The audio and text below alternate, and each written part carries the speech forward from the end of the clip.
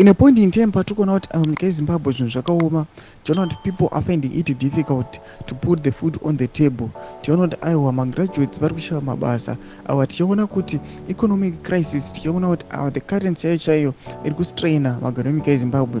Vane madevelopments atinoona kuti aiwa kunyange nyika yeZimbabwe chekumagetsi ari kushayikwa, ari kushomeka, vakomana vakaenda kuChina vanonodzoka aiwa vakabata a useless resolution. Sana bina mashuka vanobuda nyuka pana munoti subscribe or like turn on the bell icon. Vanhu vaiva vakacriticize tisati waste nguva tichipinda mune handa. Pana panyora kuti the Fredrick Shava, the Foreign Affairs and International Trade Minister, has revealed that the government recently engaged China for the long-awaited renovations of the National Sports Stadium.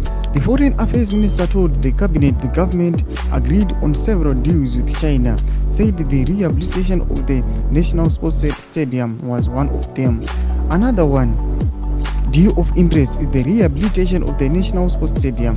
You all know the state of the National Sports Stadium and how it has been unable to accommodate or host certain matches, said Shava. Domashika tukona common ava vanachiti aiwa takaenda kuChina vakadzoka vakagrepa aiwa this resolution yekuti aiwa toda kuita a rehabilitation kuNational Sports Stadium. Moziva kuti aiwa hapana kana chainombopa kuma-citizens but inogombinefita ivo kana vadaita mafunctions avo kana marallies avo, but to the national interest hapana kana any gain yatona ma-citizens anenge achiwana.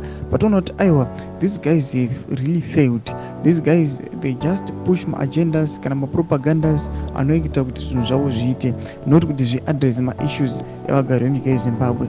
Kutidzai mafungiro enyu moti kudii pamusoro pechiitiko ichi.